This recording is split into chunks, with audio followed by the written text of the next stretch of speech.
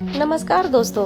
ठंड का मौसम आ गया है और ऐसे में कुछ मीठा, कुरकुरा और हेल्दी खाने का मन तो हर किसी को करता ही है।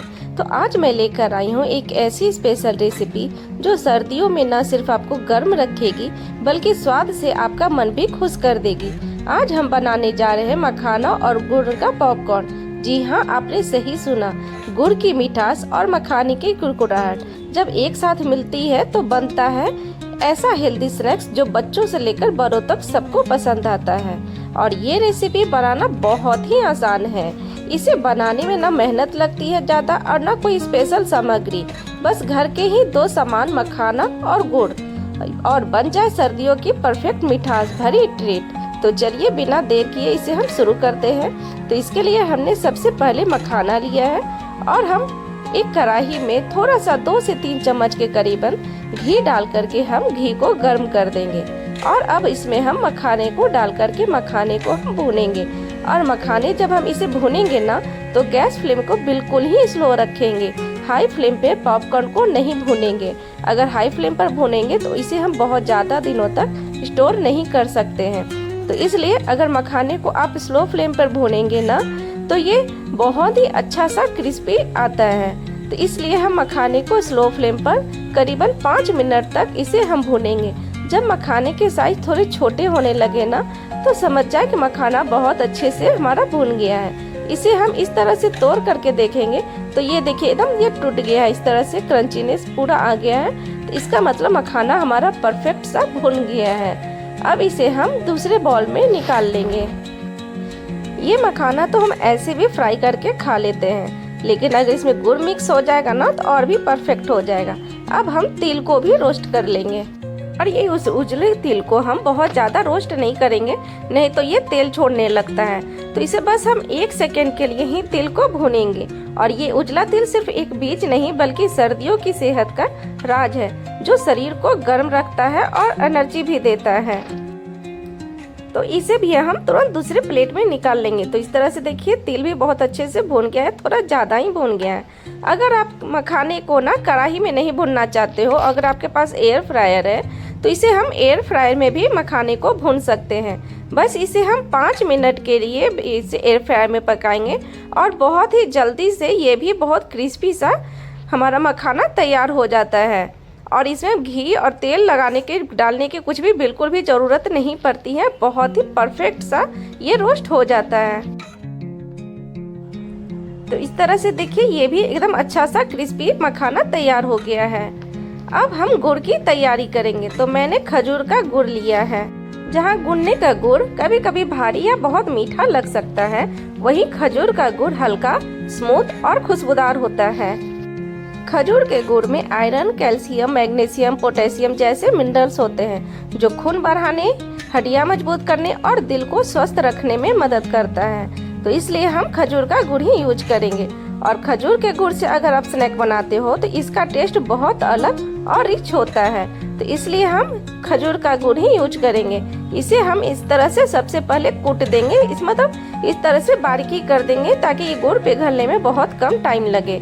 तो इस तरह से हमने किसी भारी चीज से इस तरह से गुड़ को अच्छे से चूर दिया है, मतलब छोटे छोटे पीसेस में इस तरह से तोड़ दिया है।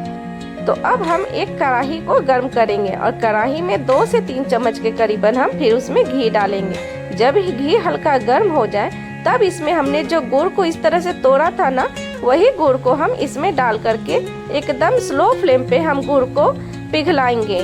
मतलब गुड़ को जब भी आप पकाए ना तो इसे गैस फ्लेम को स्लो कर दीजिएगा, नहीं तो गुड़ बहुत जल्दी जलने लगता है, जिससे टेस्ट बिल्कुल जलावा जैसा एकदम कड़वा सा लगने लगेगा। तो इसलिए जब भी गुड़ को पकाएं तो स्लो फ्लेम पर हम इसे गुड़ को बहुत अच्छे से पिघला लेंगे। और ये खजूर के गुड़ के बारे में बोलूं तो ये सर्दी का असली हीरो होता है, क्योंकि सर्दी में ना गुड़ का यूज हम लोग बहुत ज़्यादा करते हैं, जिससे बॉडी हमारी गर्माहट, ऊर्जा और बॉडी के लिए एकदम सही रहे। तो इसलिए हम जब भी सर्दी में कुछ भी बनाते हैं ना तो गुड़ का थोड़ा ज़्यादा इस्तेमाल करते हैं। और ये गुड़ जैसे ही पकना शुरू हो जाता है ना, इसकी खुशबू इतनी शानदार आने लगती है कि मैं क्या ही बताऊं, पूरा घर महक उठता है। एकदम देसी, मीठी और सर्दियों वाली फीलिंग के साथ। आपको याद होगा कि जब बचपन में या अभी भी कहीं इस तरह के शॉप पे हम लोग गुजरते हैं जहाँ पे मीठा का कुछ बनते रहता है, जैसे नमकीन वाले भैया के दुकान पे, तो जब वहाँ पे मीठा का लड्डू बनने लगता है तो वहाँ पे आसपास इसकी खुशबू चारों तरफ बहुत ही ज़बरदस्त फैलने लगती है। सेम उसी तरह से घर में भी आप बनाओगे ना तो इसकी खुशबू इतनी ज़बरदस्त फैलने लगेगी कि आपके बच्चे आसपास में आकर ज़रूर पूछेंगे कि क्या बन रहा है। और अब इसमें हम इलायची पाउडर भी डालेंगे। तो इसमें हमने आधा चम्मच के करीबन इलायची पाउडर का यूज किया है। अगर आपके पास इलायची पाउडर ना हो तो खड़े इलायची है ना, उसे अच्छे से कूटकर उसका पाउडर बना करके आप इसमें मिक्स कर दें, क्योंकि इलायची पाउडर डाल देने से इसकी खुशबू और भी परफेक्ट तैयार हो जाती है, मतलब स्वाद बहुत ही अच्छा आ जाता है। तो इसलिए हमने इसमें इलायची पाउडर का भी यूज मिला करके मीठा में अच्छे से इसे मिक्स कर लिया है। और ये देखिए मीठा कितना अच्छे से और जल्दी ही घुल गया है। अगर इसे हाई फ्लेम पे हम करते हैं ना तो ये गुड़ अब तक जल गया होता। और ये देखिए एकदम बहुत ही इसकी सोनी सोनी खुशबू चारों तरफ फैल गई है। अब इसमें हम जो हमने तिल को भुना था ना, वो तिल को इसमें अब हम डाल करके मीठा के साथ मिक्स कर लेंगे।